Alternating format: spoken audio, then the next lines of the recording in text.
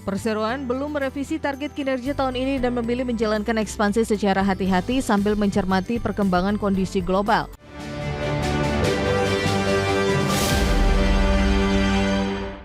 PT Kalbe Farma Tbk atau KLBF tetap optimistis terhadap prospek bisnis 2026 meski terus mencermati melemahnya daya beli masyarakat dan ketidakpastian geopolitik global. Perseroan memilih menjalankan strategi ekspansi secara selektif dengan fokus pada inovasi produk, efisiensi, dan penguatan pasar untuk menjaga pertumbuhan bisnis berkelanjutan. Perseroan belum merevisi target kinerja tahun ini dan memilih menjalankan ekspansi secara hati-hati sambil mencermati perkembangan kondisi global. Sebelum meningkatnya ketidakpastian geopolitik, Kalbe Farma menargetkan pertumbuhan top line dan bottom line sekitar 8 hingga 10%. Pendekatan pruden diharapkan mampu menjaga stabilitas kinerja perseroan. Strategi ini memberikan fleksibilitas dalam menangkap peluang bisnis baru.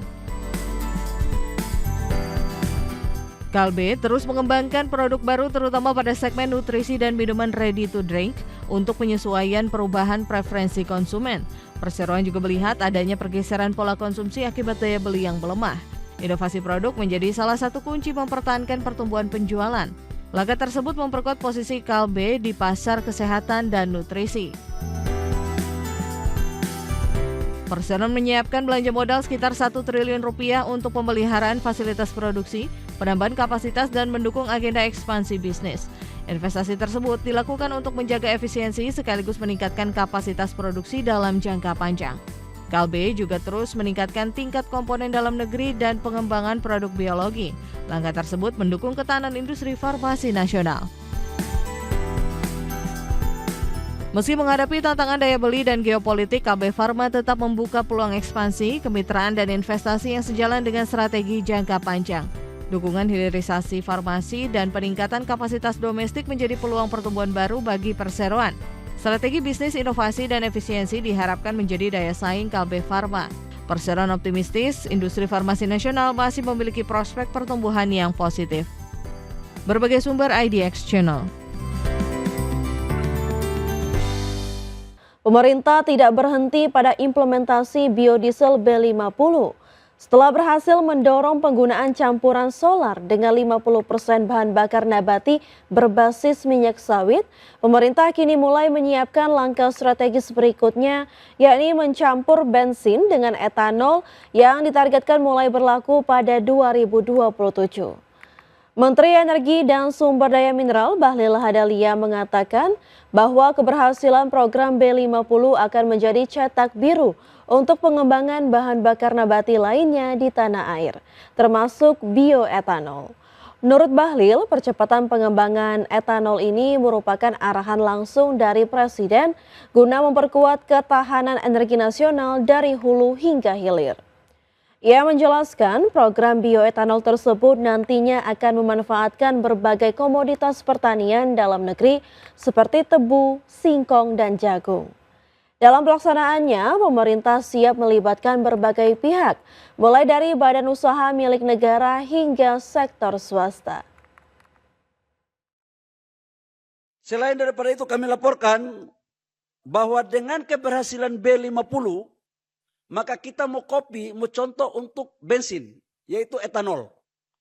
Nah, arahan Bapak Presiden, etanol kita harus lakukan, maka mandatori kita akan lakukan 2027, tahap pertama 10% sampai dengan 20%, sehingga etanol ini akan bisa mengikuti jejak daripada biodiesel. Jadi, tebu, singkong, kemudian jagung, dan itu akan dikelola bersama-sama baik dengan antara maupun Pertamina dan swasta yang lain. B50 bukan sekedar perpaduan bahan bakar fosil dan nabati. B50 adalah perpaduan antara keberanian mengambil keputusan, keberpihakan kepada rakyat, dan keyakinan bahwa Indonesia mampu berdiri di atas sumber dayanya. Masih bersama kami pemirsa, PT Multimedika Internasional Tbk atau MMIX menjalin kerjasama strategis dengan Koperasi Konsumen Karyawan Hermina yang merupakan bagian dari ekosistem PT Medika Loka Hermina Tbk atau HIL untuk memasok produk alat kesehatan dan personal care. Kolaborasi ini menjadi langkah penting bagi perseroan dalam memperluas jaringan distribusi sekaligus mendorong pertumbuhan pendapatan dari sektor kesehatan nasional.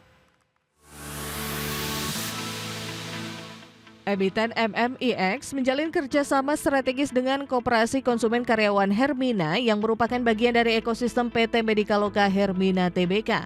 Melalui nota kesepahaman tersebut, MMIX akan mendukung pengadaan berbagai produk alat kesehatan dan personal care untuk jaringan rumah sakit Hermina. Kerjasama ini memperluas akses perseroan ke pasar rumah sakit yang memiliki permintaan produk secara berkelanjutan. Langkah tersebut menjadi peluang baru untuk meningkatkan penjualan perseroan. Sinergi ini juga memperkuat posisi MMIX di industri distribusi kesehatan. Kerjasama ini mendukung pengadaan kebutuhan rumah sakit dan tenaga medis dengan harga yang lebih terjangkau bagi pasien BPJS maupun non-BPJS. Bagi Hermina, ketersediaan pasokan produk menjadi faktor penting untuk menjaga kualitas layanan kesehatan. Efisiensi rantai pasok juga berpotensi menekan biaya operasional rumah sakit. Kolaborasi ini memberikan manfaat bagi penyedia layanan maupun masyarakat.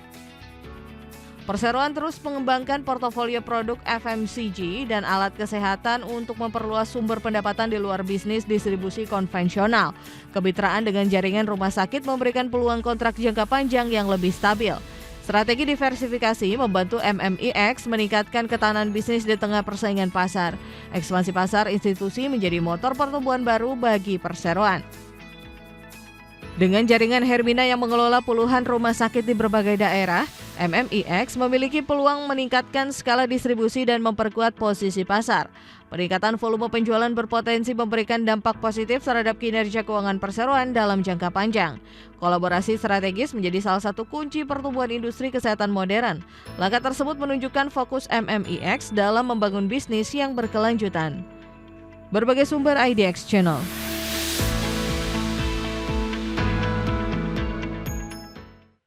PT Prima Andalan Mandiri Tbk atau MCOL terus meningkatkan aktivasi atau aktivitas eksplorasi tambang batubara untuk mendukung rencana pengembangan jangka panjang dan menambah cadangan perseroan. Investasi eksplorasi menjadi strategi penting dalam menjaga keberlanjutan produksi serta menciptakan peluang pertumbuhan pendapatan di masa mendatang.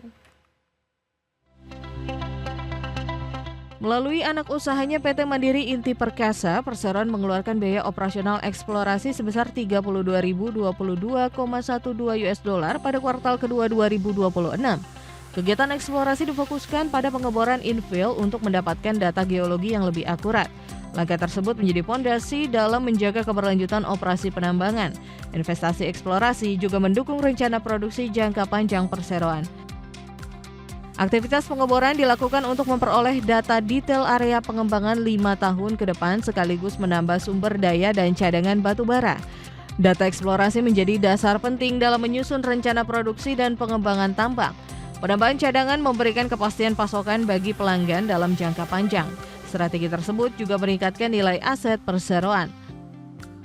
Perseroan merencanakan pengeboran sebanyak 35 titik dengan total kedalaman 9.270 meter pada kuartal ketiga 2026. Penambahan titik bor menunjukkan komitmen perseroan dalam memperluas basis data geologi untuk mendukung ekspansi operasi.